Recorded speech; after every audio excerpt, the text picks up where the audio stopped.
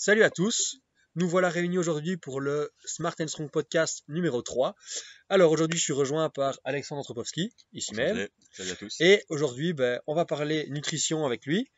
On va parler de différents régimes qu'il a pu tester, et ensuite on parlera de calisthénie en français, et de l'entraînement général qui va avec de par ses études, parce que Alexandre est en master à l'UCL en éducation physique. Calisthenics, street workout, street lifting, maintenant on regroupe un peu tout, bodyweight training, un peu tout aussi pour préciser parce que parfois les termes sont un peu spéciaux.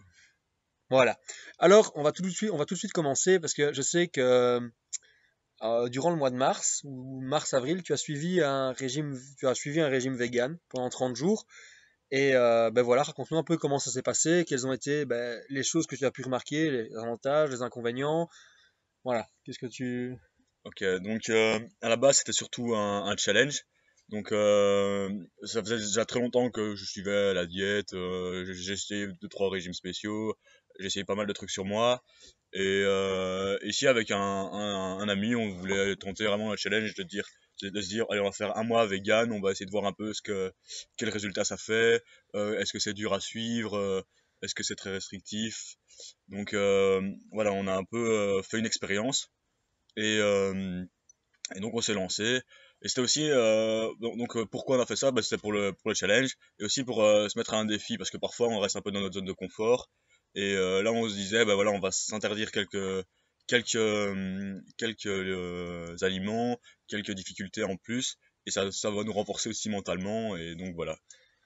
Et allez, ça n'a pas été trop difficile, je pense. Enfin, tu passes d'un régime où tu trouves facilement ta viande, enfin, voilà. Et puis quand tu passes en vegan, tout n'est pas vegan. Est-ce que ça n'a pas été trop difficile de se fournir en aliments vegan, justement? Bah ici vu qu'on a un peu calculé la diète qu'on ferait pour avoir nos macros, respecter un peu l'apport en protéines, l'apport en, remplacer tout ce qui était viande.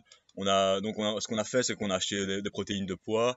On n'a pas acheté des marques de ouf, mais on a acheté chez Decathlon la Wendler, je pense. Donc elle est pas ouf, mais c'était encore assez clean. On a du coup acheté plus de lentilles. Mon pote était cuisiné déjà un peu plus vegan, mais lui c'était pour un autre sport, pas du tout pour la muscu. Donc les macros aussi, il avait besoin de moins de protéines que moi. Moi j'ai acheté toutes les lentilles, on a acheté un peu j'ai fait pas mal de recettes avec du tofu, du tofu soyeux, euh, et puis voilà quoi. Euh, Au niveau goût, c'était comment? Est-ce que, enfin, tu préfères la contrepartie animale, du coup, enfin, un hamburger de tofu ou le hamburger de bœuf, quoi? Au niveau goût, comment c'est? ah ouais non, au niveau du goût c'est clair que enfin mon pote a aussi essayé de faire du seitan ou des trucs comme ça ressemblait à de la viande, il a même fait du bacon. Moi je me suis pas trop cassé le cul avec les recettes. Parfois je me suis fait un burger de allez, des trucs tout faits que t'achètes en magasin. Parfois, c'est genre du burger de pois avec du potimarron ou, ou un burger allez, du pois chiche, ouais. Donc Ah, ça c'est souvent. Et ouais, franchement, au niveau du goût, c'est clairement pas fou.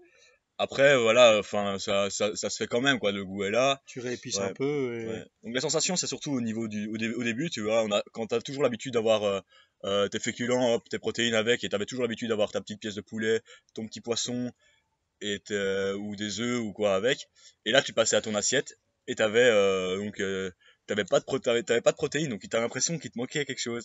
Et c'était ça qui était dur à gérer psychologiquement un peu. Mhm. Après, j'étais pas 100% vegan, ça il faut préciser. Ok, Je m'étais autorisé des œufs. ok. Parce que ça, je voulais pas trop me priver à fond non plus. J'aurais pu le faire en soi, mais c'était pour quand même garder une certaine variété parce que déjà passer de rien à tout plein de lentilles, tout plein de légumineuses, c'est un peu Au niveau digestif, au c'est pas niveau trop dur. digestif, c'était difficile la première semaine. Ça Beaucoup de fait gaz. beaucoup de fibres, ouais, ouais, franchement. Surtout que là, j'étais vegan et j'essayais pas forcément de faire une sèche ni rien, d'avoir une meilleure santé. J'étais en phase de volume, donc j'avais mis on avait passé beaucoup de calories quoi, donc il fallait vraiment manger pas mal de légumineuses. Donc pour vous donner une idée de l'assiette, je me mettais 200 grammes de riz plus enfin cru, plus 100 grammes de lentilles en plus ou d'haricots ou quoi. Donc à la fin ça faisait quand même des belles gamelles, mais il y avait pas les protéines, donc un peu peut-être moins de satiété à ce niveau-là. Oui, et Enfin, il moins n'y de avait graisse pas aussi, parce moins la viande. que la viande, enfin, un bœuf a quand même une partie gras, le poulet aussi, et du coup, tu mangeais un peu moins gras, j'imagine aussi, Ouais, globalement, un ou, petit peu moins gras, ouais, c'est vrai que, ouais, ok. du coup, Et quoi, et et moins de poissons l'entraînement, gras aussi, ouais. ouais, pas de poissons, du coup, pas, un peu moins d'oméga 3 et tout, donc, Ouais, pas de bon cholestérol, un ouais. peu moins. Et, Ap- ouais, ouais, niveau, ouais, bah, après, ouais, là, t'allais parler de l'entraînement, mhm. au niveau des effets, etc.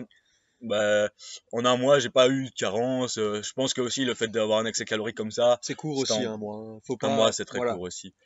Donc un mois, ça t'empêchait aussi d'avoir des excès enfin des carences en fer ou quoi. Enfin, peut-être que ça aurait pu arriver, mais Après, tu gardais les œufs aussi, qui sont quand ouais, même j'ai une gardé bonne base beaucoup de les œufs protéines, aussi, ouais. d'acides Ok. aminés, tout ça, enfin, parce que, enfin, je sais pas ce que t'en penses, et quoi, vraiment, t'es en phase de volume, du coup, ben, c'est pas non plus beaucoup de force, mais tu penses que si t'avais dû, durant ce mois-là, enfin, si tu devais passer vegan, tu penses que ta force en pâtirait un petit peu au niveau perf, au niveau entraînement? Ben, là, par exemple, dans le mois du volume, je pense que, enfin, j'ai quasiment fait le même cycle après, en ayant mangé ben, justement de la viande. Après, il y avait peut-être un peu plus de force, mais pendant le mois de volume, les résultats au final, c'est que j'ai pas pris de poids au début, à la fin, alors que j'avais eu un surplus calorique.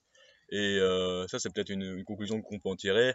Après, peut-être que, voilà, il y a parfois il y a des fluctuations, peut-être que mon entraînement était trop intense, ou peut-être que je mangeais pas assez finalement, mais il y a vraiment Mhm. un surplus qui était quand même conséquent. Et à la fin du mois, au final, j'ai pas pris beaucoup de poids. Peut-être j'ai peut-être pris un peu quand même. Je le sens, physiquement, je le voyais. Mais peut-être que j'aurais pu prendre beaucoup plus Mhm. en ayant mangé de la viande. Et le mois d'après, quand j'ai recommencé, bah, je sentais que je progressais beaucoup plus vite. Après, c'était peut-être la phase aussi qui a fait que. Ouais, il a peut-être Mais fallu le mois, justement, pour ouais, te faire décoller aussi, donc pas ouais. Ce vraiment. qu'il faudrait, c'est comparer 2 fois les mêmes protocoles. Mais Mhm. c'est impossible sur soi-même parce que tu auras quand même progressé le mois d'après. Ouais, Il faudrait ouais, c'est essayer ça. Sur plus ou deux moins personnes deux en même personnes en temps, et même donc, temps qui réagissent la même. voilà. C'est compliqué, hein. Ouais, voilà, c'est sûr. Donc ouais, faut adapter ça. Enfin, on peut pas en tirer de grosses conclusions. Voilà, c'est pas là du tout la diète miracle. Après, peut-être que pour perdre du poids, pour sécher un peu, peut-être que j'aurais peut-être été un peu plus dessiné. Je connais quelqu'un qui est passé qui est passé d'une diète normale à un peu, une diète vraiment forte en légumineuses, peut-être juste un peu de poisson gras et plus du tout de viande. Et il était en déficit calorique et il avait quand même vachement séché. Et on voyait directement sur sa composition corporelle qu'il y avait quand même quelque chose, quoi. Mhm. Ouais, et enfin, tu penses que tu pourrais adopter, allez, tu penses que tu pourrais vraiment adopter ce régime sur le long terme? Est-ce que c'est tenable pour toi? Ou, entre guillemets, d'avoir ta petite viande, ça te fait vraiment. Tu préfères avoir ta petite viande que d'adopter ce régime Ouais. vegan? Ouais, moi personnellement, sur le long terme, je resterai vraiment enfin, carnivore. J'adore la viande. Voilà, c'était un défi. Après, voilà, on peut comprendre que beaucoup de personnes fassent ça. Franchement, si c'était une question de vie ou de mort, je pourrais survivre vraiment comme ça.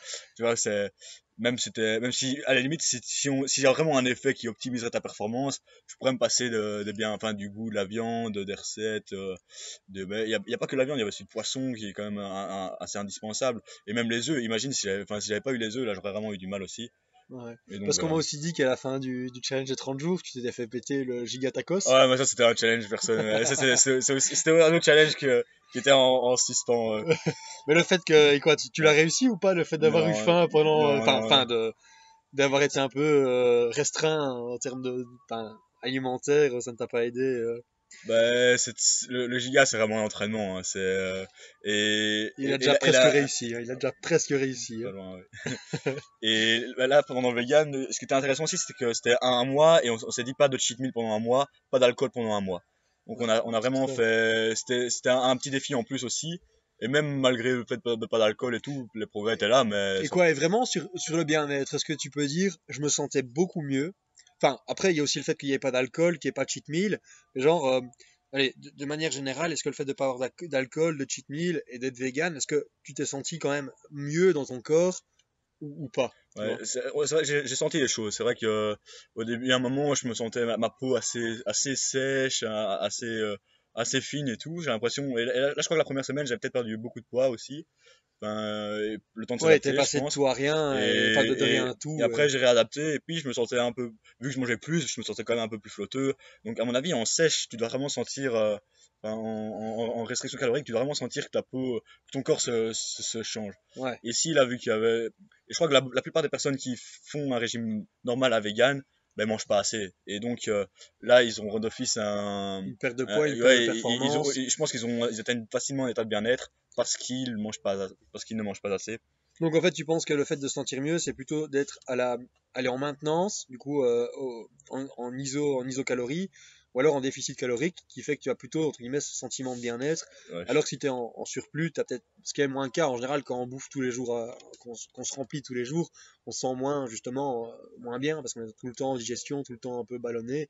Donc ce serait plutôt lié à ça, plutôt que vraiment en régime, en fin de compte. ouais, sûrement. Après, peut-être aussi pour les personnes qui mangent beaucoup transformé et qui arrivent même Ouais. qui font un surplus en étant vegan, bah, peut-être qu'ils se sentiront bien fatalement aussi, quoi. Mm. Si Alors le leur, transformé, mais tout ce qui est tofu, tout ce qui est... ouais, ouais, C'est ouais. c'est ultra Ça, il faut faire transformé gaffe. aussi, Ouais. en Il y fait. a plein de crasses en fait. Et du Ouais. tofu et la viande que je te disais de pois, j'en ai mangé peut-être une fois ou deux pour changer. Sinon, en général, du tofu, j'en ai pas mangé beaucoup. Je mangeais toujours tout mon riz et lentilles. Et puis Ouais. c'était un petit shaker de pois avec une banane T'as ou pas mangé de soja ou... un peu de soja. Voilà, j'ai fait non, du soja. Non, bah du tofu, du coup, c'est un mix de soja, Ouais, ouais, quoi. c'est Ouais. ça. Non, j'ai Et pas pris de quoi, pois. et enfin, tout ce qui était, t'as goûté les laits de soja, les laits de riz, les laits d'amande ou... Je prenais du lait de soja souvent, ouais. Parce Mhm. que ça, on dit souvent soja œstrogène et tout, mais il faut savoir qu'il faut au Une moins grosse dose. 10 verres de. Enfin, une étude qui a montré qu'il fallait au moins 10 verres 10 verres normaux de 20 centilitres enfin, par jour pour avoir un effet oestrogène. Donc là, ici, j'en mettais un petit peu dans mes Mhm. flocons d'avoine au matin.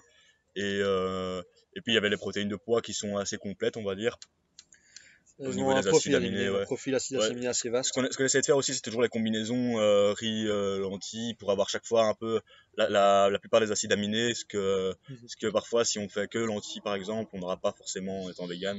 Donc il y a des petites combinaisons comme ça Faut trouver cet équilibre nutritionnel, en qu'il faut fait. connaître. Et ouais, ça demande un peu de connaissance et t'es assez, Ouais. enfin, tu prends le temps de rechercher ça et, enfin, t'as pris le temps de préparer ça à l'avance, en fait, du coup. Ouais, on avait déjà un peu regardé ce qu'on allait faire, etc.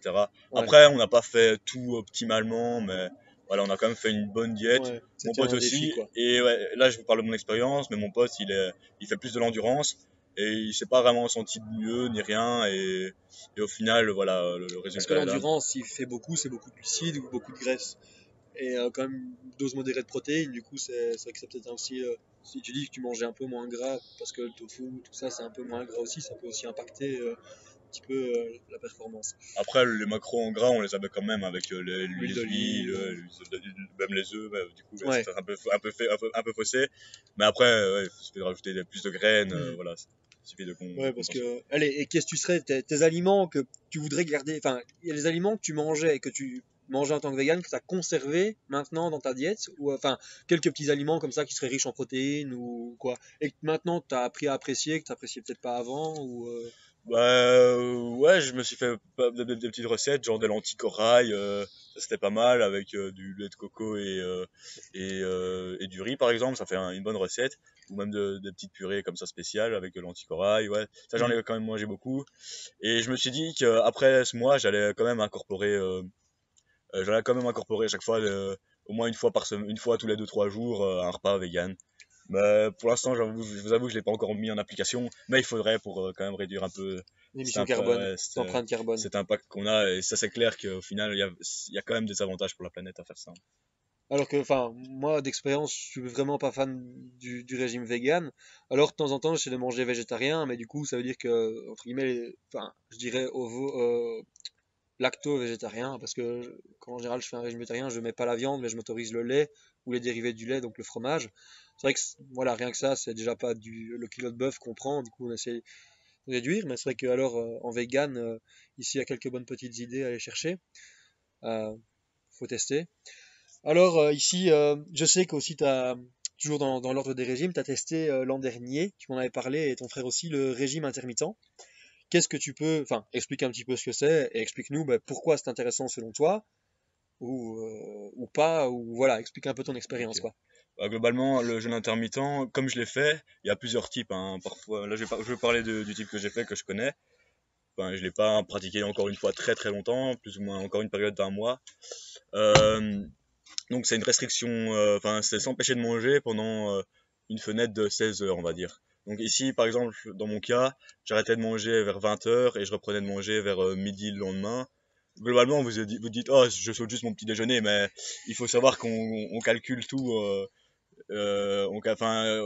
J'essayais de remplacer les calories qui manquaient du petit déjeuner au dîner et au souper pour quand même avoir un apport calorique intéressant. Mais j'avais utilisé dans le cas d'une perte de poids aussi.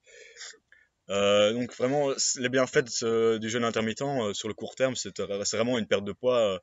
Ici, je l'avais aussi utilisé parce qu'on partait à l'étranger. Et du coup, je me suis dit, plutôt que manger des tartines au choco ou des trucs comme ça dès le matin, et je savais que les repas du midi et du soir étaient plus équilibrés. Dans le Donc, camp scout. ouais, Ouais, en camp scout, et du coup, on mange pas ce qu'on veut ouais, ouais.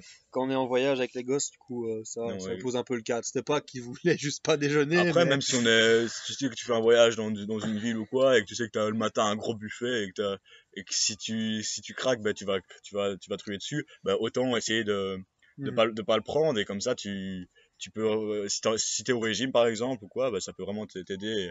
Et moins tu passes de temps à manger, moins tu as envie de manger. Et pour son rapport à la nourriture, je trouvais ça très intéressant aussi. Le jeûne, c'est vraiment un des points positifs que ça apporte.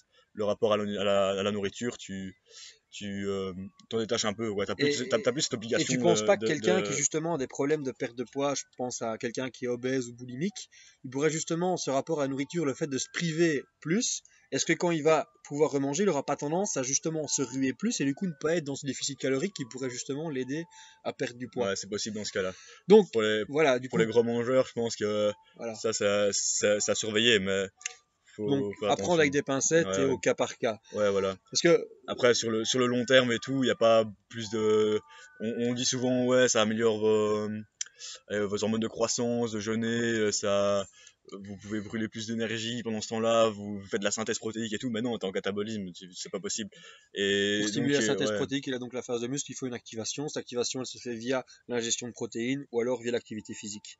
On active les mTOR, enfin pour ceux qui veulent un peu de physio, mais ouais, bon, en voilà. même temps, ouais. Mais voilà, ici c'est pas le cas, vu qu'on, comme il dit, on est en catabolisme et donc Ouais. ben, on ne fait que consommer. Entre guillemets, c'est le moment où on digère son muscle, et donc on va puiser dans le muscle, on va créer une perte de poids. Alors justement, enfin, on sait que pour limiter la perte de poids, ce qu'il faut, c'est un haut taux de protéines. Et donc, cette partie 8 heures, entre guillemets, où tu bouffes bah, rien, c'est 16 16 heures. heures, ouais. 16 heures, c'est pas un peu long pour le personne qui voudrait, imaginons un bodybuilder ou quelqu'un qui veut perdre du poids tout en conservant une masse musculaire importante. Est-ce que justement, 16 heures sans apport protéique, c'est pas un peu long, tu penses?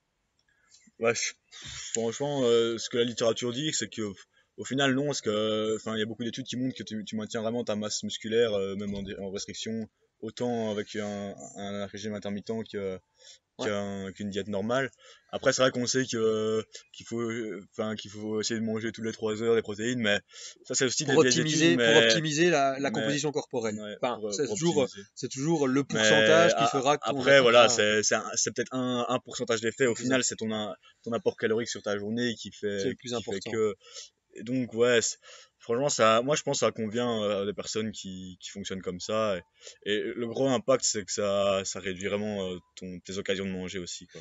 Enfin, après, moi, j'ai déjà essayé un petit peu, enfin, d'expérience, et voilà, moi, c'était ben, les sports de force, et du coup, ben, je prenais mon premier repas à midi, et pourtant, j'essayais quand même d'avoir, du coup, une maintenance calorique ou un petit surplus, du coup, c'est pas en déficit.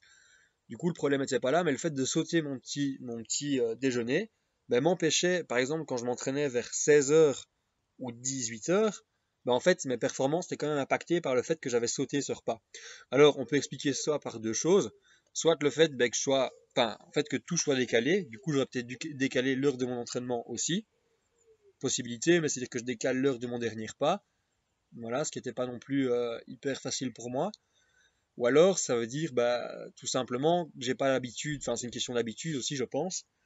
Ou alors juste le fait que ça ne convient pas pour tout le Ouais, monde. peut-être pas Voilà, pour tous les sports. pour tous les sports. Je pense que Ici, c'est pour la mode. Bah, ici, je parle de mon expérience, c'est le calisthenics. Et donc, l'entraînement au poids du corps, il y en a plein qui pratiquent cette diète. Hop, ils s'entraînent le matin. Bah oui, tu te sens tout léger, t'as aucun aliment dans le bide. Hop, tu tapes des planches, des handstands ou quoi, bah tu te sens vraiment bien light, quoi. ouais. Donc ça, c'est un avantage. C'est que toi aussi, t'es pas en phase de digestion. Mhm. Et même au niveau de la force, il y a quand même certaines personnes dans les autres sports qui arrivent à faire ça. Après, je Ouais. pense que c'est aussi une question de s'habituer à s'entraîner à Voilà, jeun. parce que Et après, c'est quand même l'idéal d'avoir quand même c'est pour éviter le catabolisme et la synthèse, enfin, et commencer à s'entraîner à jeun, bah, tu vas brûler beaucoup plus de muscles que si tu ne t'entraînes, que si tu n'étais pas à jeun en fait. Ouais. Du Donc, coup, voilà, si tu t'entraînes, essayer d'avoir, en fait, t'entraîner durant la phase dans laquelle tu peux manger, ou alors juste après. ouais, En fait, du coup, arranger ça. ouais. Si tu commences à midi et que tu peux bouffer jusqu'à 20h, c'est peut-être d'entraîner de 16h à 18h. Ensuite, tu as 2 heures après pour remanger, enfin, pour sortir de ton entraînement, remanger après. Et voilà, enfin, moi je veux juste en revenir au fait, ben voilà, j'arrivais juste pas à encaisser, j'étais pas aussi compact, j'avais pas l'impression d'avoir aussi autant d'énergie Ouais. quand j'encaissais mes barres que quand j'avais vraiment bien mangé le matin, Après, ouais, t'étais peut-être voilà. tout simplement plus léger sous la barre aussi à ce Aussi, et moment-là, peut-être plus et léger comme peut-être, tu ouais. dis, et voilà, du coup, enfin, moi je suis un peu moins fan de ce genre de régime, Ouais. Après, moi, voilà. personnellement, je m'entraînais aussi vers 17-18 heures. Mhm. Et, Ouais. je me sentais, j'ai pas eu de perte de performance Ouais. du tout. C'est Voilà, juste donc ça que dépend peut-être ouais, du sport ou de l'individu, donc à tester. et j'ai eu du mal à le tenir dans la durée parce que c'était une période, le matin, à un moment, j'étais un peu moins actif. Donc, je trouve que c'est facile à tenir quand hop, tu pars, tu te lèves, tu vas travailler. Hop. Ou alors, tu as beaucoup de boulot le matin ou des trucs comme ça. Après, si tu es un peu sédentaire et que le matin, tu dois juste bosser sur des trucs, bah, commencer à jeûner comme ça, c'est pas ce qu'il y a de plus chouette. T'aimes bien un petit Et- déjeuner, c'est agréable psychologiquement. Donc, ça, c'est peut-être pour certaines ok. personnes Du qui coup, avaient plus de ceux mal. qui auraient plus de mal à perdre du poids, c'est peut-être plus intéressant. Ouais, Enfin, ceux qui ont un rapport à la nourriture, comme tu disais, c'est sain. Enfin, pour les gens qui ont déjà un rapport à la nourriture normal, mais pour ceux qui auraient un rapport à une nourriture assez pathologique, les boulimiques ou les obèses, ouais, peut-être que ça peut être intéressant à ce moment-là quand même d'avoir un petit déjeuner. Mais alors, en fait, d'allonger un peu cette fenêtre, en fait, conserver le principe du jeûne intermittent, toujours mais en contrôlant l'apport calorique, et donc plutôt d'être en déficit et calculer. C'est ça qu'il faut. ouais. Parce qu'il y en a qui se disent j'ai 8 heures, je peux manger ce que je veux durant ces 8 heures. Ouais, non, pas du tout. Ouais. Voilà, Mais ouais, et après, ouais, franchement, c'est aussi un peu un truc miracle que tout le monde met en avant, c'est à la etc. mode. Et Ouais, franchement, il n'y a rien de tel qu'une alimentation bien structurée en fonction de soi. Faut essayer soi-même. Voilà, vous essayez, vous voyez comment ça fonctionne. Si vous trouvez ça miracle, tant mieux. Mais c'est pas l'évangile. Enfin, ici, la perte de poids, c'est c'est déficit calorique, hein. la science. Bon, c'est intéressant, mais c'est pas intéressant aussi. Pas Donc plus voilà, intéressant c'est qu'une comme autre toute régime. diète. Faut essayer sur soi-même, je pense. Et trouver Puis, celle qui vous convient, quoi. ouais, voilà. Ça, et puis, enfin, t'as testé aussi d'autres choses en termes de régime ou Ouais, j'ai déjà essayé des grosses sèches extrêmes, des prises de masse sont encore modérées, ça on va dire, mais voilà, j'ai pas encore essayé j'ai essayé un peu plus de low fat, plus de high fat, justement. tu préfères laquelle, low fat ou high fat? Enfin, Euh, beaucoup de graisse ou non, peu bah de pour graisse? l'instant, bah, quand tu dois être plus light, évidemment, c'est quand même mieux de faire du plus high fat et des trucs comme ça pour être plus léger, puis en Ouais, étant en parce que les restriction un glucides peu. amènent la Ouais, rétention d'eau, enfin, du tu coup. sens que tu fonds vite, tu arrives vite à des beaux résultats à court terme, mais sur le long T'avais pas terme, testé la diète cétogène? bah, je me suis peut-être resté une semaine en cétogène Ouais, à un voilà, moment. il l'a expliqué, J'ai fait une semaine en cétogène. Mais je mange, comme Lucie, je mangeais peut-être un fruit ou deux par jour. mais Une plat, quoi. semaine, Tu te mais sentais ouais, comment? à la fin, j'étais éclaté. J'ai pas du tout tenu la semaine là. Ouais, du coup, Bah, j'avais déjà fait pas mal de restrictions avant et j'avais pas beaucoup de fat en fait. Donc c'était une diète assez extrême à ce moment-là. ouais, du coup, ça. Non, non. Mais sinon, pour l'instant, on va dire que là, je suis encore en phase de volume, du coup, et je prends vraiment énormément de glucides, et je sens que les glucides, ça te permet vraiment de mettre de l'intensité dans ta séance. Mhm. Tu vois, si t'es vraiment sur ce métabolisme-là, t'arrives à enchaîner des séries, hop, C'est le glycogène musculaire, hein, sur les ouais, séries, du voilà, coup, le glycogène musculaire, ben, on le remplit en mangeant des glucides puis tu te sens et bien, des sucres tu te complexes sens bien plutôt, c'est ça. pumpé à chaque fois et tout. Ouais. Après, je pense que pour la santé, c'est peut-être mieux d'avoir un mix des deux. Parce qu'il Et faut plutôt vérifier que, l'insuline, ouais, parce que, à mon avis, les pics d'insuline comme ça, avec faut pas les rester tout le calories. temps en haute concentration de glucides. Voilà, quand le volume d'entraînement diminue, c'est peut-être plus intéressant de remonter un peu les fats, d'éliminer un peu les glucides.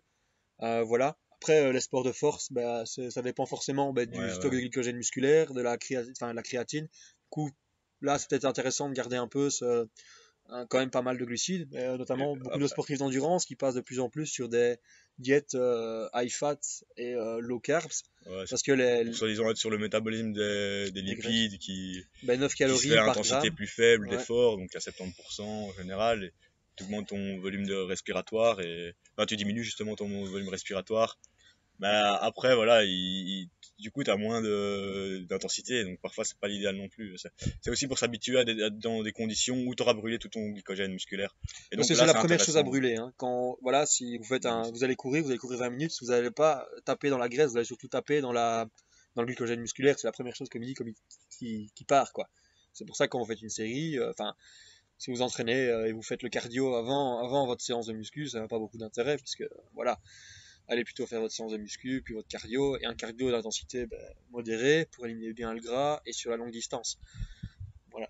après aussi, les sports les sports de force, c'est pas des séances qui vont consommer énormément d'énergie Non. comparé à dans des endurances. Au final, ça consomme pas tant d'énergie que ça. On Et dépense, donc, je sais c'est pas, pas, 300-400 ouais, calories c'est avec très beaucoup de peu, chance. ouais, ouais. Et sur un Et, entraînement très très ouais, intensif, peut-être 500, 600, ouais. mais grand Donc, max. c'est pour ça que beaucoup de personnes arrivent à tenir à faire des belles perfs et tout, et bien progresser en entraînement avec du high fat. Et, Mhm. et aussi que, bah, alors, peut-être que pendant la journée, ils sont pas très actifs. Mais après, la synthèse protéique consomme énormément d'énergie.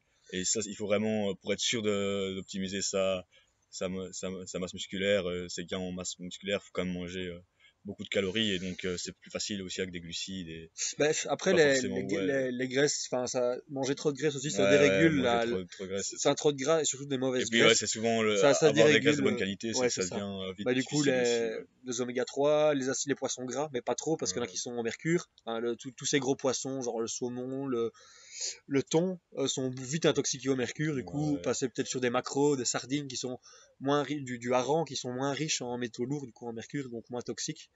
Voilà, ça Peut-être c'est une. prendre des petits suppléments, des Ouais, petites gélules, c'est toujours bon ou de aussi. l'oméga, ou de l'huile d'olive un peu dans tous les Ouais, repas. ouais, l'huile d'olive déséquilibre pas ça. Après, il faut faire gaffe à tout ce qui est oléagineux. Parfois, ça déséquilibre quand même Ouais. plus Éviter vers trop le les beurres et ratio les oméga margarines. Enfin, 6. les beurres ça va, mais les Ouais, margarines sont moins.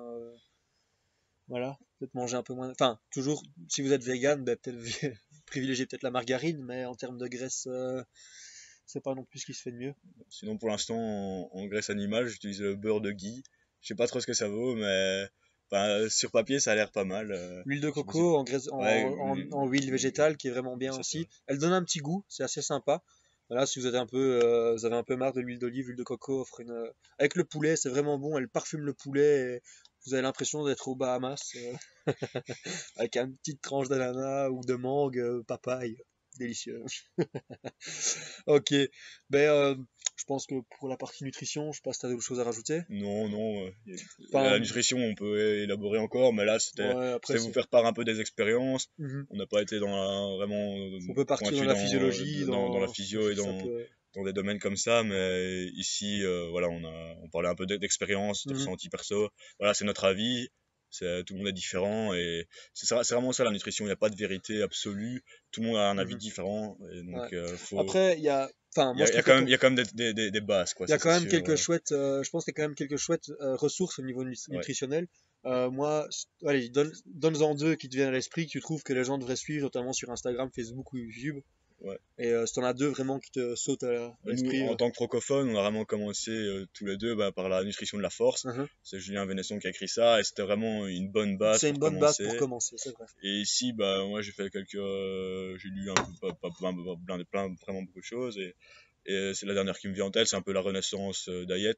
RP, Donc c'est, Renaissance ouais, Periodization, j'allais le dire. je savais que tu pensais à ça et ça c'est pas mal. Il parle beaucoup enfin, tout s'appuie sur des recherches scientifiques Après, il y a et il certaines choses qui parle se beaucoup de basent sur choses. Ouais, certaines anciennes recherches ouais, ouais, scientifiques. ouais, Et donc, c'est pour ça que moi, j'en ai un ouais. autre qui est vraiment enfin, au tout dernier. Parce que RP fait un peu moins parce qu'ils sont maintenant dans la préparation d'athlètes. Ah, joli t-shirt, hein, Vadim. Et moi, c'est Messo Henselman sur YouTube, sur Instagram. Je vous enverrai je vous mettrai son Instagram dans la description ou je l'afficherai là. Suivez-le parce qu'il va rechercher toutes les méta-analyses, toutes les dernières études à la pointe, que ce soit en entraînement, en hypertrophie, en perte de gras et en nutrition. Donc il est vraiment super intéressant. Je pense que si vous croisez les infos que Renaissance Periodization vous met à disposition et ce que Messo Henselman vous met à Ouais. disposition, vous avez vraiment une très très bonne base. Après, faut voir aussi des personnes Ouais, qui vous intéressent, c'est ça. qui Après, correspondent un peu votre objectif. l'avantage avec Renaissance Periodization, c'est qu'ils ont plusieurs livres de recettes qui sont vraiment bien. Moi, j'ai pu en tester. Alors, le premier, très Renaissance basique, Kitchen. Renaissance Kitchen, exactement. Et après, ben, Après, il faut savoir, ce qui était dur, c'était d'adapter les oui, parce que mesures. Ils pèsent en hausse et et tout, alors, ils ont c'est compliqué. beaucoup de, allez, d'ingrédients qu'on trouve en Amérique et qu'on trouvera pas chez nous, Mhm. malheureusement. Du coup, ben voilà, faut adapter un peu les recettes, mais ça devient assez intéressant. Et alors, c'est des goûts qu'on n'a pas, qu'on n'a pas l'habitude de manger. Et moi, je pense que c'est toujours assez frais, c'est très light parce qu'ils utilisent peu de gras, ou alors c'est beaucoup de gras et peu de glucides. Du coup, c'est vraiment des repas qui sont même, j'ai envie de dire, gourmands à certains moments. Du coup, ça, allez-y, vous pouvez aller les yeux fermés pour leur livre de recettes. C'est vraiment, voilà, voilà. Je pensais aussi à Renaissance Civilization, mais je vois pas grand-chose d'autre qui est vraiment qui vaut la peine. Tu disais Julien Vénesson. En France, ouais. En France, le Après, problème, il y a c'est qu'il y en a. Christophe Bonnefond qui est quand même pas mal. Je Ouais, l'avais moi je trouvé suis un pas peu mal. moins fan de Christophe Bonnefonds. Voilà, Il vend ses livres et le truc c'est ouais, qu'il vende ses livres. ouais, C'est ça que j'aime un c'est peu ça le problème moins. dans beaucoup de gens, Mais c'est aussi surtout ça, avec les hein. francophones, vu qu'il y a beaucoup de gens qui essayent d'avoir cette science infuse. Parce qu'aux États-Unis, bah, les athlètes parlent d'eux-mêmes et du coup, voilà, ce qui est un peu moins le cas en Europe, surtout en France et en Belgique. Du coup, les gens voilà, essayent surtout de vendre leur méthode à eux qui est la bonne, qui se base parfois et parfois pas toujours sur des méthodes, sur des recherches scientifiques. Ouais. Donc voilà, après, je pense qu'en nutrition, comme tu disais, il y a aussi l'approche Et holistique puis je rajouterais et aussi genre empirique. de Vertical Diet de Stanley Stanley Furling. Furling, c'est vrai, on n'y avait Ça pas pensé. c'est un truc assez barbare sur papier, mais c'est des trucs qui marchent à Qui fond marche. et je pense incorporer des trucs comme ça dans sa Après, diète. tout n'est pas. Je pense Ouais. qu'il y a parfois tout n'est pas bon à prendre. Non, faut pas faire comme si c'était un gourou et se jeter à Ouais, fond soyez dedans. critique. Faut Voilà, plutôt, croisez les informations, croisez ce que vous pouvez trouver à gauche et à droite. Soyez vraiment critique vis-à-vis des informations. Vous allez toujours trouver une étude qui va vouloir dire ce que vous voulez. Ça va. Après, essayez de voir s'il n'y a pas des études qui disent le contraire. Ça va. Euh, et puis si votre corps dit le contraire aussi. Exactement. Parce que moi, enfin, on a discuté un moment avec des copains et c'était ouais, le corps assimile pas plus de 40 grammes de protéines par repas.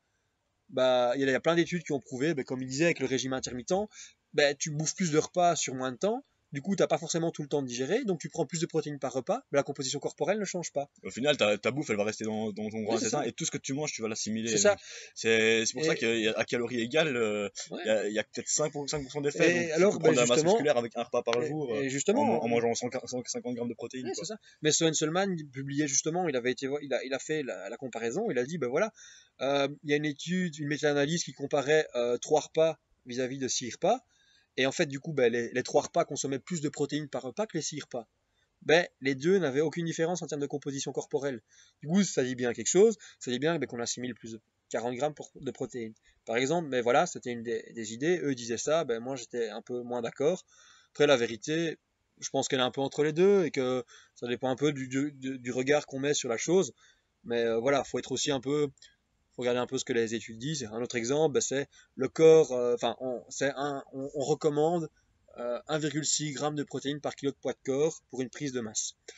Par exemple, ben, moi j'ai essayé, ben, j'avais moins de protéines et j'avais l'impression de faire moins de muscles. Une impression, ça avoue que j'ai pas non plus pris toutes les mesures, mais en étant à 2 grammes, moi j'étais mieux parce qu'en fait je mangeais moins de glucides et moins de graisse.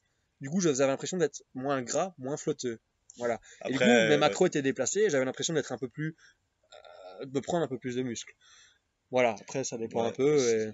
souvent en prise de masse, on peut se permettre un peu moins parce qu'on dit que les glucides épargnent les protéines. Donc si on a toujours Mhm. des glucides à disposition, boum, on va faire un Ouais. effort. On va pas cataboliser le muscle, on va plus prendre les glucides qui sont là. Donc bah, après, il y a toujours un Ouais. petit pourcentage de protéines qui va partir. À essayer Mais et à trouver un peu ce qui et en fonctionne. sèche, il faut augmenter en général. Donc parfois, il y avait des gens qui vont dans les extrêmes et qui prennent 3 à 4 grammes même en sèche. Ouais, Et ça. parfois, ça montre que parfois, je commence à avoir pas mal de ressources qui montrent que c'est intéressant. Ben Mais oui, voilà, alors donc c'était. ne vous fiez, voilà, si vous avez vu une méta-analyse, enfin ce qui est le niveau de preuve le plus important, allez regarder toujours ce que certains ont pu faire, des, des cas particuliers, des cas individuels, c'est toujours assez important parce que on peut se rendre compte que le corps humain, ben ok, il y a des guidelines, il y a un guide pour pas mal de choses, mais il y a beaucoup de différences interindividuelles et du coup, faut pas avoir peur sur son nutrition, ben, de regarder ce qui fonctionne sur soi et de regarder ce que d'autres ont fait qui fonctionnait sur eux. Donc être un peu, avoir une approche empirique et pas juste de recherche scientifique. Soyez testez, et c'est comme ça que je pense que Ouais, clairement, faut pas se baser sur la science non plus. Donc, voilà, basez-vous un ouais. petit peu sur la science, lisez ce qu'on en dit, Ouais, un peu. Ouais. retirez-en quelque chose et après ben, voyez, hein, voyez ce que ça dit, si vous pouvez l'appliquer, si vous pouvez pas l'appliquer. Voilà, c'est quand même pas mal de contraintes au niveau alimentaire et on n'a pas tous les mêmes modes de vie. Voilà, je pense que la nutrition c'est Ouais, je ok. pense que c'est pas mal, hein. Alors ben maintenant Alexandre, ben, comme je disais au début de podcast, est en éducation physique à l'UCL. Ouais, un master, donc je finis dans 2 ans normalement si tout se passe bien. Donc le master, pour ceux qui ne connaissent pas, c'est 5 ans d'études. Voilà, Ouais. pour, Et tu voudrais faire, explique un peu la finalité que tu voudrais faire. donc ici, bah, je passe vraiment le master pour être professeur d'éducation physique, donc en école. Mais à côté, je prends l'option entraînement du sportif. Enfin, c'est un petit plus. Mais plus tard, je travaille déjà en salle de musculation aussi. J'adore tout ce qui est Fitness Club du entraînement, Parc. j'adore le coaching et ouais, je travaille au Fitness Club du Parc, c'est une petite salle De Louvain-la-Neuve, bien de sympa. Vous Louvain-la-Neuve. travaillez un peu aussi, vraiment chouette. Ouais, mon ancien collègue. Et donc voilà, c'est une petite salle conviviale, mais ici en Belgique, je pense qu'on a vraiment quelque chose à jouer. Et on pourrait vraiment développer Mhm. tout ce qui est coaching, notre savoir en haltérophilie, vraiment avec Thibaut. Et ici, il y a beaucoup de choses Ouais, à faire, quoi. ouais, les gens sont pas assez, entre guillemets, éduqués, mais pas pas dans le mauvais sens du terme, mais il y a pas, il y a une demande de la part des adhérents, Ouais, mais il n'y a pas assez d'offres de la part des professionnels ouais, il ou n'y a des pas assez de particuliers. professionnels. On reste toujours sur nos bases qui sont un Ouais, peu anciennes. En voilà. préparation physique, on se renouvelle pas assez.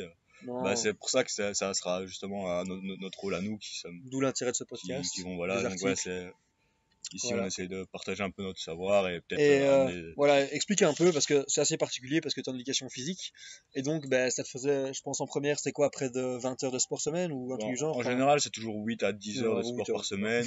Mais après, on te demande, ouais, mais après, on te demande chaque fois des performances. Et si tu Plus t'entraînes pas, entraîné. si t'as jamais nagé avant, vas-y pour réussir les temps.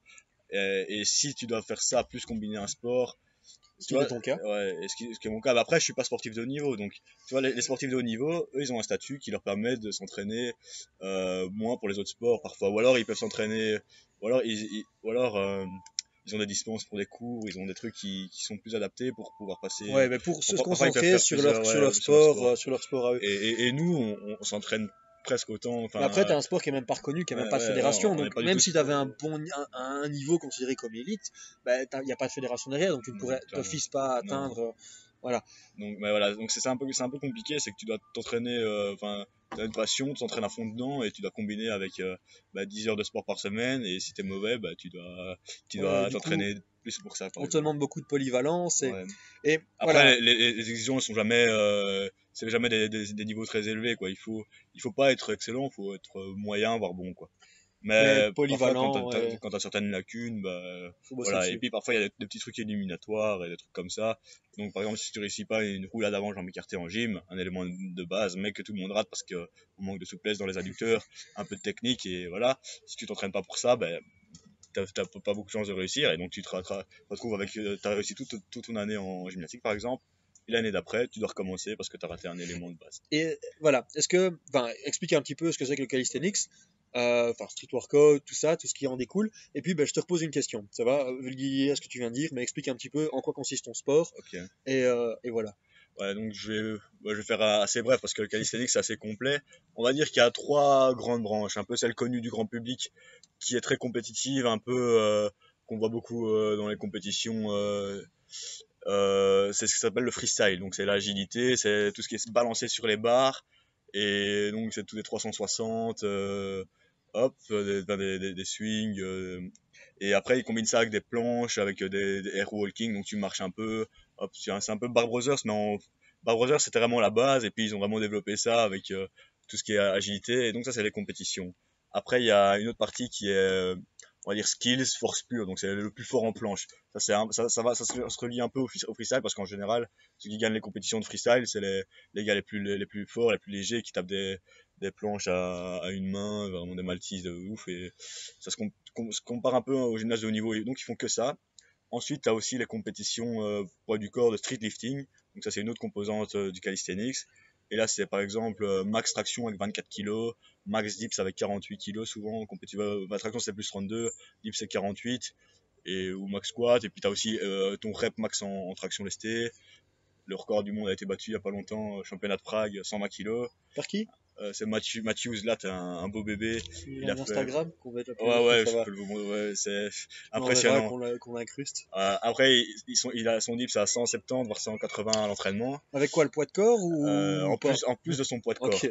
ok. Et et je crois qu'il dips plus que ce qu'il squatte. Donc on n'est pas en calisthenics, souvent les jambes c'est un peu un problème. Mais je crois qu'il squatte peut-être 180, je crois. Mais voilà. Donc ouais, par exemple la compétition là, tu voyais les gars ils tapaient des tractions à 120 et dips à 180, mais et ils avaient des squats à 150. Ouais, après il y en avait quand même qui squattaient 190 et pour combiner ça avec ton volume d'entraînement en calisthenics, c'est ça qui est compliqué. Donc maintenant, ce qui est aussi, au calisthenics, c'est aussi l'aspect plus complet athlète et tu fais vraiment, tu fais le street lifting plus les planches, plus Est-ce que peut-être tu es parfois un peu plutôt de orienté à freestyle. faire Et puis voilà. Et puis aussi une autre partie qu'on appellera set and reps, qui, euh, qui est juste faire un maximum de traction pas du corps, un maximum de dips. Et là, push-up c'est aussi? plus naturel, push-ups, parfois squat. Mais Ouais, ça, tu c'est sens taper parfois, vite, ouais. vite blindé. Ouais, donc moi ici je m'oriente plus sur un peu pas mal d'athlètes qui font ça aussi. C'est assez complet quoi. Donc j'essaye de faire des planches, des front lever, des tractions une main. Je fais les jambes aussi. Je suis pas fou mais voilà je fais les jambes. C'est Euh, bien, il faut. Puis vu que je travaille en salle, j'essaye aussi beaucoup de bodybuilding traditionnel. Je fais pas mal d'expérience là-dessus. Et, euh, et voilà. Et du coup, ben, je vais en revenir à ce que je vais te poser comme question. Est-ce que le fait d'avoir eu toutes ces sports, cette généralité de sport en éducation physique, du coup, ben, la gym, la natation, l'escalade, les sports co, est-ce que ça a pu t'aider dans ta pratique du coup de calisthenics? Certains sports, oui, un petit transfert. Donc la gymnastique a clairement aidé. L'escalade, oui, ça augmente ton tirage. Après, ça fait toujours, même parfois pendant ces sports-là, ça fait toujours un petit volume d'entraînement en plus. Et je me dis que si j'avais pas eu ces heures-là, j'aurais eu plus de récupération, plus de possibilités. Et surtout quand tu devais enchaîner natation, puis tu avais une heure de natation, une heure de volley, et puis que tu avais ton entraînement après. Il y a beaucoup de personnes qui n'arrivent pas à combiner ça. Après, voilà, il y en a qui font aussi des sports d'endurance à côté, des choses comme ça, et ça se fait parfaitement, mais c'est toujours un petit frein, on va dire, à la progression, à la récupération. Mais après, voilà, il y avait un transfert en gymnastique, ça t'a rajouté de l'expérience, ça te montre comment travailler ton handstand, ton ATR, donc Puis tendu moins renversé, seul, ouais. poirier. Ouais. Équilibre ou handstand, c'est plus stylé quand même à dire. Voilà, ça demande quand même, c'est la base de la gymnastique, donc c'est très très très lié au calisthenics. Mais après, voilà, il y a comme des petits éléments qu'on s'en fout un peu, faire des pirouettes sur un trampoline, bah, ça va pas vraiment t'aider en calisthenics. Après, c'est quand même intéressant d'avoir aussi une approche complète, avoir une proprioception, savoir situer son corps en mouvement. Ouais, parce que ça, je pense que Et la puis, ouais. gym et l'escalade, ça Ouais, t'apprend ouais. beaucoup à ce niveau-là. Même les sports collectifs, même Ouais. savoir dribbler dans une balle et tout. Et puis ça augmente aussi ton activité physique, c'est quand même super intéressant pour la santé Ouais, du coup, en générale. Et fait, puis avoir un peu t'as toujours un peu cette d'endurance. phase de Ouais, préparation physique générale que ouais, justement beaucoup d'athlètes n'ont pas. ouais, Et du ça coup, en c'est fait, ça bien. t'a peut-être Pour pas le... aidé en tant que tel sur ta récupération, mais ça t'a aidé à être un athlète beaucoup plus polyvalent. Ouais, voilà, c'est sûr. Et voilà. Puis au final, maintenant, t'en profites, maintenant que t'as l'occasion de plus t'entraîner, Ouais. tu progresses mieux, quoi. Du coup, Après, d'avoir construit cette base. ouais, après personnellement, j'ai jamais été fort dans les sports, mais c'est juste parce que je m'entraînais vraiment comme un acharné en calisthenics, que j'ai atteint un certain niveau. Je suis pas quelqu'un d'exceptionnel, mais dans les sports, j'ai toujours été moyen, donc voilà, je m'en sortais Ah, et t'as un bon ouais, mental, du coup, ouais, voilà. enfin, tu savais bosser quand il fallait bosser, et, Je voilà. suis pas forcément le plus rapide, le plus agile, le plus endurant, mais Ah, voilà, donc ça, tu passes facilement là-dedans.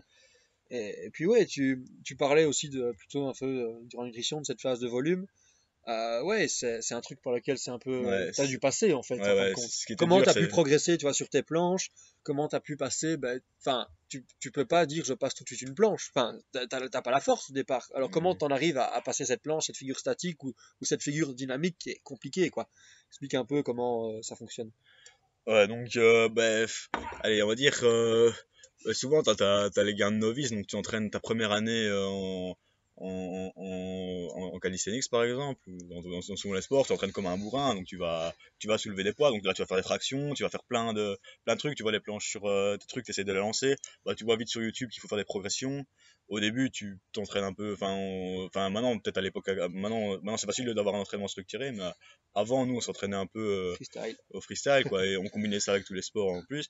Et donc, on arrivait, on tapait hop, des planches, on prenait 0 temps, 30 secondes de repos, puis on faisait. Donc, c'est comme si on faisait un max au coucher, et puis qu'on prenait pas beaucoup de repos, et puis tu faisais un max au coucher. Tu vois. Enfin, c'était limite ça, enfin, c'est un peu moins intense nerveusement, vu qu'on est débutant, mais. Et donc, à la fin, tu arrives quand même à progresser, donc tu arrives facilement. Allez, en un an, j'ai quand même débloqué traction une main, j'ai quand même débloqué le front lever, pas hyper propre. Après, j'avais pas tout le volume sur les jambes ou des choses comme ça. Ouais, et Donc de voilà. rajouter ce volume sur les Ouais. jambes, ce que tu fais depuis, Mm. je pense, 1 an et demi, 2 ans, est-ce que ça t'a beaucoup aidé sur tes mouvements de calisthenics? Enfin, à part, ouais, ça t'alourdit, du coup, ça rend. Non, clairement, ça aide pas. Donc c'est pour ça que beaucoup de mecs qui font le freestyle se font pas les jambes. Après, ouais, si tu veux taper un record du monde en truc, ou si tu as envie de gagner les championnats du monde de freestyle, c'est peut-être mieux de pas les faire. Mais si tu as juste envie de développer un corps fonctionnel et même être plus musclé tout simplement au haut du corps, bah, c'est intéressant de les faire. Ouais, c'est Donc, quand même plus de travailler les jambes, ça ouais, fait aussi gagner en hypertrophie dans le haut du corps. ouais, Au niveau de la testostérone, ben, on produit plus de ouais. testostérone en travaillant les jambes qu'en travaillant les pecs. Puis ça permet aussi d'avoir un peu plus de mobilité si on ne le travaille Ouais. pas. Ouais, il y a aussi beaucoup de travail de mobilité qui sont intéressants. Et après, je voulais aussi rajouter, ouais, donc, pour atteindre un bon niveau, donc là, là j'expliquais que je me suis un peu entraîné comme Bourrin. un bourrin quand on était débutant. Même maintenant, on sait très bien que j'ai aussi quand même fait beaucoup de basiques. Donc tout ce qui était certaines reps, ça c'était important. Donc j'en ai quand même fait beaucoup, j'ai pas négligé ça. Et donc ça a permis d'atteindre une certaine masse musculaire. Cette masse m'a permis d'avoir des bons leviers, assez de muscles, assez de force, on va dire, pour pouvoir avoir des planches.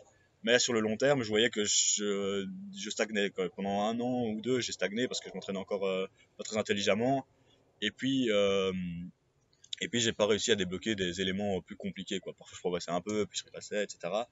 Et ensuite, j'ai commencé à faire un entraînement plus structuré. Donc là, d'office, quand tu commences à parler de périodisation, de fréquence d'entraînement, De volume de total, volume, etc., d'intensité. de temps de récupération adapté, que tu sais que tu dois travailler plus la force pour avoir des figures statiques plus courtes ou inverse, bah là, d'office que j'avais bien progressé. Et Mais comment tu périodises ton entraînement? Genre, tu sais que tu veux avoir telle figure, donc tu veux, je sais pas, avoir ta planche. Comment tu vas structurer ton entraînement? Imaginons que bah, ta planche soit ton objectif final. Comment tu vas structurer tout l'entraînement qu'il y a avant, pas en 6 semaines, 12 semaines, 18 semaines, 20 semaines. Comment tu périodises ça?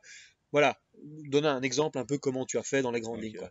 mais il y a plusieurs méthodes. Donc, soit, ici, je prends mon cas, mais il y a des cas, des gens qui sont un peu lambda, mais ils sont très légers, ils ont des bons rapports poids-force, ils ont fait un sport avant, hop, ils arrivent, allez, sans s'entraîner, ils tapent déjà 15 tractions, hop, ils ont des bons leviers, et les gars, ils vont venir, ils vont avoir leur planche, limite, en faisant un peu en entraînement freestyle, là, Ouais. c'est intéressant.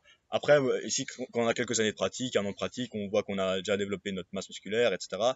Bah, peut-être qu'on n'a pas encore été très spécifique sur la planche. Donc là, le but, c'est d'accumuler du volume sur la planche.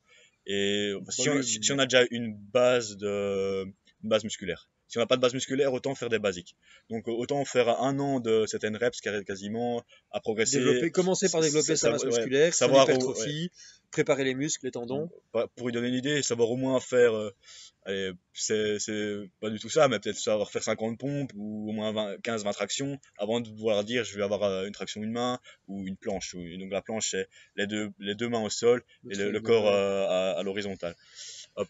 Et donc, une fois qu'on a cette base, ben, il faut essayer d'avoir cette base pour travailler cette planche. Donc là, on va faire beaucoup de volume pour la planche. Moi, j'aime bien faire de l'accumulation, donc une phase de volume. Voilà, phase d'accumulation. Et donc ça, souvent, tu l'as fait 4 semaines, 6 semaines, 8 semaines. En général, si tu es plus débutant, plutôt 8 semaines. Et si tu Même es déjà jusqu'à 12 en avancé, fonction de ouais, ouais. certains. Et puis tu peux même la faire 2 fois. Et puis après, il faut mieux faire une phase d'intensification. Accumulation, Ouais, ouais. intensification. Donc accumulation, d'essayer d'accumuler du volume, d'essayer d'accumuler du temps sous tension sur cette planche, Bah, et etc. ça, et tu produis aussi un peu d'hypertrophie, ce qui va Ouais, t'aider ouais. après Et pour ta souvent, phase d'intensification. souvent dans cette phase, tu vas quand même augmenter tes volumes de delto, tes volumes de biceps pour avoir des Ouais. meilleures planches, hop, tes dorsaux pour les front lever. Bah, et le travail d'assistance qui sera aussi important, puisqu'il Ouais, faut travailler un peu ces muscles qui vont travailler. ouais, ouais. faut faire beaucoup d'assistance aussi pour les points faibles parce que c'est souvent les gens ils arrivent pas à ce niveau-là parce qu'ils se blessent parce que c'est vraiment des mouvements qui demandent beaucoup de contraintes. Ça va vraiment développer beaucoup ton antérieur et très peu ton postérieur.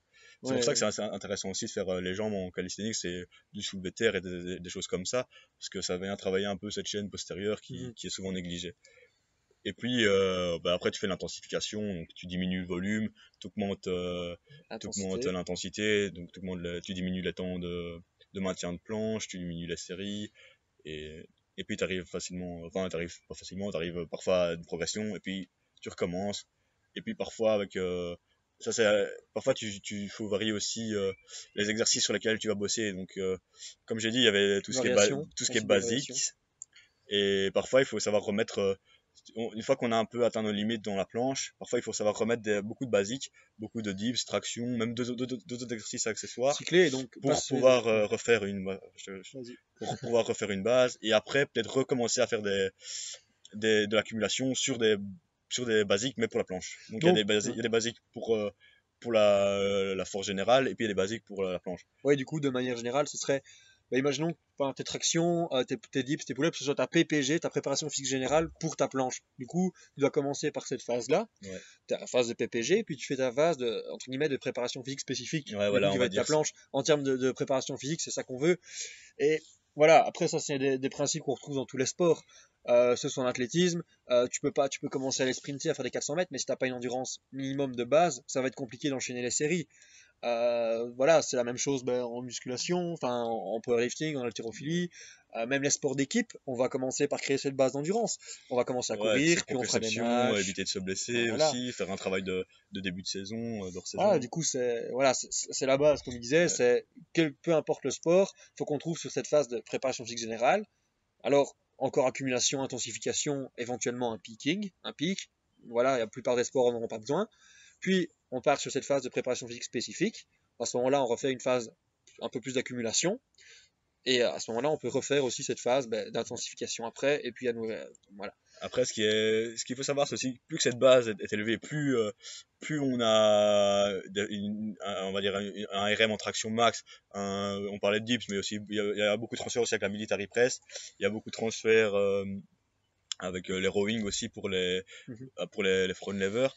Et donc plus on a une base élevée, plus on se lève lourd. Parfois il y a des gens, ils sont tellement forts là-dedans qu'ils arrivent à avoir sans entraînement des figures qui paraissent déjà impressionnantes. Ouais, donc avoir une grosse préparation physique générale, c'est les premières années de pratique, c'est ce qu'il faut construire en fait. Avant de vouloir. Si j'aurais commencé, je ferais que ça pendant 1 an ou 2 quasiment. Et puis peut-être même dans le PPG, commencer à insérer quelques spécifiques pour les planches. Ouais, par exemple, il ne faut pas que ça prenne trop de place non plus. Et par exemple, ici on parle de planche, pour donner une idée de ce que c'est un peu la PPS, donc la préparation spécifique pour les planches ou quoi, c'est tout ce qui est planche ligne au sol. Donc c'est on se met on se met les bras au sol, on avance les mains au sol, bras tendus, on avance les épaules, et on pourrait faire par exemple des push-ups. Donc ça, c'est un exercice. En gardant la pointe de pied au sol. En gardant la pointe de pied au sol. Sinon c'est bien compliqué. Et pour le front, c'est faire des rowing au poids du corps par exemple. Donc des body weight row.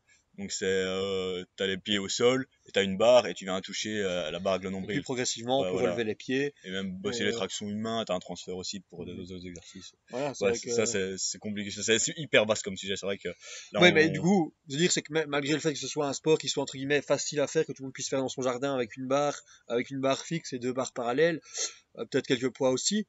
Ben voilà, c'est quand même comme dans tous les sports, il y a cette phase de périodisation, voilà, qu'il faut suivre, et faut pas juste vouloir se dire je m'entraîne un peu. Enfin, la première année ou au début, on peut s'entraîner comme un bourrin. On pourrait quand même éviter beaucoup de blessures, de stagnation, de frustration. Augmenter sa base dès le début, ça aurait été plus intéressant pour beaucoup de gens. Et c'est vrai que ce sport-là est pratiqué par beaucoup de gens et très très très souvent peu périodisé par rapport au powerlifting, je trouve. Par exemple, en power ou quoi, il y a plein de gens qui savent, ils connaissent quand même beaucoup de concepts, ils les appliquent quand même pas mal en entraînement. Tandis qu'en calisthenics, c'est beaucoup freestyle, quoi. Il y a aussi tout l'aspect joué c'est pour ça que c'est un public qui est fort attiré par ça, c'est que tu vas te mettre sur une barre et tu vas commencer à faire un sport de spectacle. À faire Franck Medrano, et donc tu joues, tu t'amuses, quoi. C'est ça qui est intéressant aussi, c'est un sport de spectacle, donc Et il y a beaucoup de gens, ils s'entraînent aussi, c'est juste du show, quoi. Donc, t'arrives, tu lances tes planches, hop, tu rates, et tu fais toujours des échecs musculaires comme ça, et tu vois les gens qui stagnent sur les années, quoi. Et parfois, il y a des gens qui font ça, mais ils sont doués, ils ont des bons bras de levier, une bonne génétique, et en faisant ça, ben, ils jouent, et ils atteignent des niveaux assez impressionnants, quoi. Et donc, Ouais, si on pourrait, enfin, si tu ça appliques un pourrait. entraînement intelligent, ben, Ouais. c'est jackpot, quoi. Ouais, du coup, ben voilà, que ce soit dans tous les sports, hein, je pense que, enfin, moi j'ai Ouais. fait un peu la même erreur, c'est au début, c'est d'avoir vouloir être un peu trop spécifique, pas avoir justement pris le temps d'avoir assez construit cette base. Et maintenant, j'en suis revenu, bah voilà, avec toutes ces lectures. Je pense qu'on a lu pas mal de mes bouquins, c'est même chaîne YouTube qu'on regarde. Ouais, on s'est partagé beaucoup Ouais, d'informations, c'est ouais. ça. Et du coup, bah voilà, on est là aujourd'hui, on se rend compte bah, que la PPG, c'est hyper important, peu importe le sport. Surtout que bah lui, enfin, moi en tant que futur kiné et lui en tant que futur prof de sport, préparateur physique, bah voilà, il faut, voilà, c'est hyper important. Ben, ça permet, que ce soit en réhabilitation ou en préparation physique, il faut avoir une périodisation, il faut savoir d'où on part, ce qu'on veut améliorer. On commence par améliorer en général la technique, puis on va travailler un peu l'endurance, puis on va travailler l'hypertrophie, puis la force, puis la puissance. Alors en fonction de l'athlète qu'on a, on peut zapper cette période de technique ou d'endurance, ou les deux. Et du coup, on va partir sur une phase d'hypertrophie, sur une phase de force, et puis sur une phase de puissance. Voilà, ça c'est en préparation physique générale, et en réhabilitation, c'est la même chose. C'est la même chose. Du coup, faut pas penser que voilà, tout, tout, tout est simple. C'est les gens qui ont théorisé ça sur des dizaines d'années. Après, Euh, il faut pas faire trop compliqué non plus, hein. non, c'est Souvent, quand on est débutant, tu fais un programme, enfin, on n'a trouvez-vous pas un de, coach, quelqu'un qui on- s'y connaisse. à la limite, je crois que je vais développer ma chaîne YouTube, j'essaierai de mettre des programmes, Ouais, des exemples de programmes débutants. voilà, n'hésitez pas Et à même revenir vers quand on est nous. débutant, il faut faire les bases. Il faut pas se casser la tête. Il y a beaucoup trop, maintenant sur Internet, il y a plein d'informations. Il faut Pas savoir toujours les aussi. bonnes Et informations. là, même nous, on part un peu dans tous les sens ici, mais parfois, si on résume quelques concepts, ça serait beaucoup plus simple aussi. Ouais. Mais voilà, en tout cas, je pense que ça a été un petit podcast assez instructif pour pas mal de gens. Ouais, En tout cas, un grand merci. ouais, je pense Euh, on a je pas pense mal qu'on, discuté. ouais, et puis on a pu être un peu C'était plus, intéressant. on a pu être un peu plus théorique sur certains Ouais. concepts. Ça fait un peu plaisir. Voilà, si les gens veulent un peu apprendre. Donc, moi, c'est Euh, mon premier podcast. Toi, c'est de, un de tes premiers aussi, je ouais, pense. deuxième. Enfin, Donc, c'est le deuxième qui était tourné après le troisième. Mais voilà, c'est pas grave. en plus, l'endroit est cool. Ouais, du coup, le fond est chouette. Il fait corbeau et voilà, le petit verre d'eau en terrasse, il fait plaisir. Bon, Voilà. Mais voilà, merci pour d'écouter. Oubliez pas de mettre un like, de dire pour les choses pour lesquelles vous êtes d'accord ou pas. Abonnez-vous, ça fait plaisir. Et n'hésitez pas à partager. En tout cas, un grand merci à Alex. Et ouais, de rien, ça fait plaisir de partager un peu. Ça fait quelques temps que j'avais envie de partager deux, trois trucs. voilà. Après, voilà, Je vous mettrai son Instagram et sa chaîne YouTube en description. Et n'hésitez pas ouais, non plus à le il suivre. est pas encore très